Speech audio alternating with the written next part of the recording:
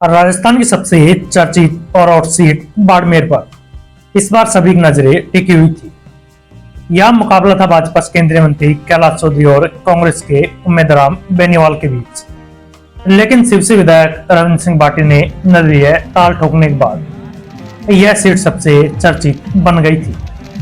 और रविंद्र बाटी ने विधानसभा चुनाव की तरह लोकसभा चुनाव में भी निर्दलीय प्रत्याशी तौर पर ताल ठोकी और चुनाव मैदान में उतरे थे। लेकिन 4 जून का परिणाम में कांग्रेस के उम्मीदवार बेनीवाल को जनता ने नया सांसद चुन लिया। उम्मीदवार बेनीवाल के राजनीति में आने का सफर भी बड़ा ही रोचक रहा है और बेनीवाल को राजनीति विरासत में नहीं मिली। दिल्ली में पुलिस कांस्टेबल तौर पर उनकी पहली नौकरी की शुरुआत हुई थी और कांस्टेबल से लेकर अब सांसद बनने तक सफर में काफी उतार चढ़ाव देखने को मिला। गांव वाले कहने पर राजनीति में आए तब पता नहीं था कि उनका ये सफर दिल्ली संसद तक चला जाएगा। इसलिए जब वे जीते तो उन्होंने कहा कि दोबारा अपनी कर्मभूमि पर लौट रहा हूं।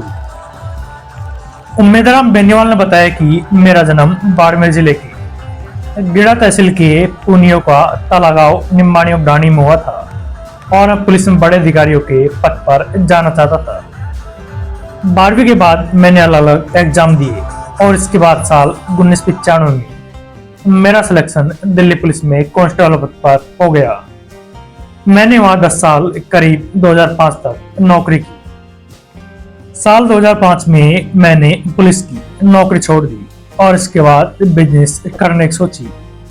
साल 2010 में गांव वालों ने उम्मीदवार बेनीवाल को सरपंच बनाने की सोची थी, लेकिन उनके गांव की सीट महिला आरक्षित हो गई। इसके बाद उनकी पत्नी को गांव वालों ने सरपंच बना दिया और यही से उम्मीदवार बेनीवाल के राजनीतिक करियर की शुरुआत हुई। साल 2018 में हनुमान बेनीवाल ने राष्ट्रीय लोकतांत्रिक पार्टी बनाई और उम्मीदवार बेनीवाल ने भी आरएलपी ज्वाइन कर ली।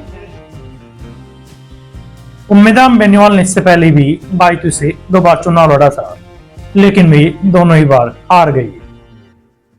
लेकिन इस बार के चुनाव में आरएलपी ने कांग्रेस के साथ गठबंधन किया, लेकिन इससे पहले उम्मीदवार बेनीवाल ने आरएलपी छोड़ कांग्रेस का दामन थाम लिया।